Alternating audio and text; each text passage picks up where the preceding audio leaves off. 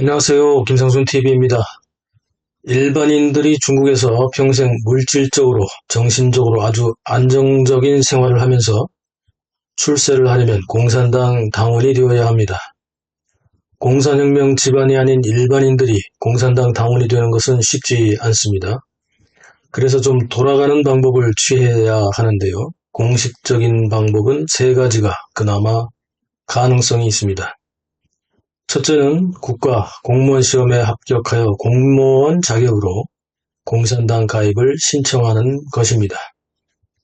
둘째는 군대에 자원하여 인민해방군이 되고 이를 바탕으로 공산당 가입을 신청하는 것입니다. 셋째는 어릴 때부터 14세 이하 중국 소년 선봉대와 14세 이상 28세 이하 공산주의 청년단을 거쳐서 공산당 가입을 신청할 수 있습니다. 그러나 이 세 가지 방법 모두 경쟁을 거쳐야 하고 공산당 당원이 될 가능성이 높지는 않습니다. 공산주의 혁명에 참여했던 집안의 후손이 아닌 일반인들이 공산당 당원에 가입하는 것은 그만큼 어렵다는 것인데요. 당원이 되기 힘든 만큼 역설적으로 당원만 되면 승승장구, 미래는 거의 보장받은 것이나 다름이 없기 때문에 당원이 되려고 안달을 할 수밖에 없습니다. 공무원이나 인민해방군에 근무해도 공산당 입당이 어렵기 때문입니다. 일반인들이 공산당 당원이 되려면 정말 방법이 없는 걸까요? 세상에 그런 일이 어디 있습니까? 안 되는 일은 없죠.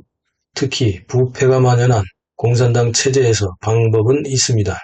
바로 공산당이 좋아하는 방식으로 문제를 해결할 수 있죠. 남자의 경우는 유력자에게 거액을 주고 공무원 자리를 돈으로 산 뒤에 당원 가입도 돈을 뿌려서 입당을 할 수 있습니다. 물론 돈이 없는 일반인들에게는 역시 어려운 일이죠. 여자일 경우에는 어떨까요? 돈은 없어도 됩니다. 그러나 어느 정도의 미모가 있어야 가능합니다.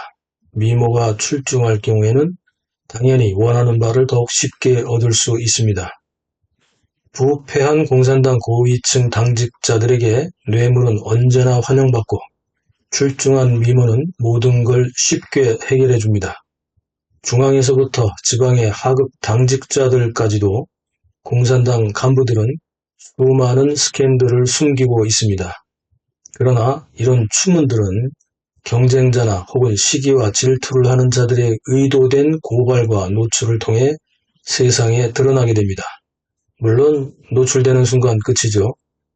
올해 첫 스캔들은 1월 13일 장쑤성 화이안시 부시장 웨이펑과 양조시 광寧구 상무국 여성부국장 다일루와의 부적절한 관계가 밝혀지면서 둘 다 관직을 박탈당했습니다.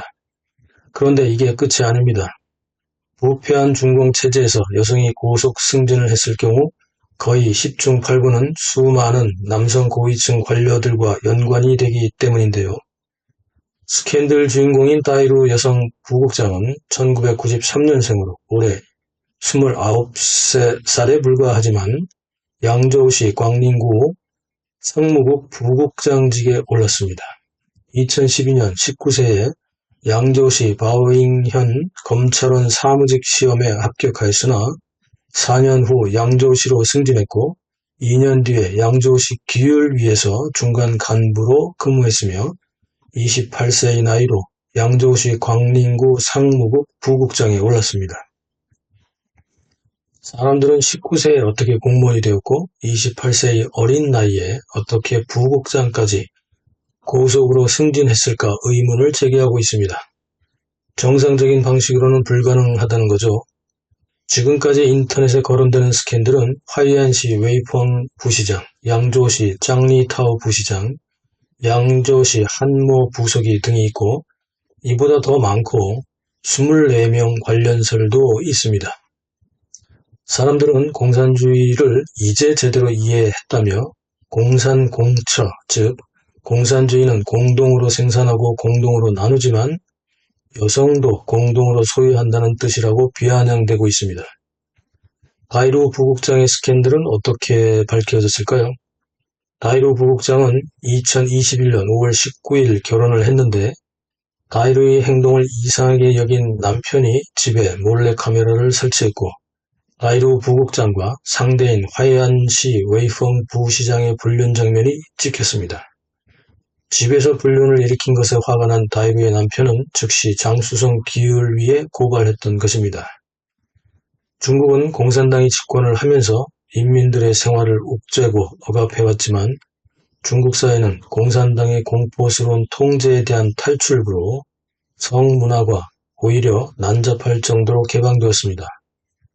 난세의 도덕이 무너지듯 중국 사회는 오랜 기간 중공의 강압 통치 하에 성 문제는 개방된 상태로 발전해왔기 때문에 결혼 여부와 상관없이 부적절한 관계가 성행하고 있습니다. 2022년 말에 발생한 지린성의 장진위, 스촨성 청도시의 천수 스캔들에 이어서 새해 초부터 장수성 양조시의 다이루 스캔들로 3인방 미녀 스캔들이 새해의 화두가 되었습니다. 공산당에게 아직 미투 사건은 힘으로 충분히 덮을 수 있지만 필요할 때마다 이렇게 가지치기를 하면서 청렴한 척, 도덕성을 강조하는 역선전을 하기도 합니다. 영상 어떻게 보셨습니까? 댓글로 소통하시죠. 구독, 알람, 좋아요 눌러주세요. 감사합니다.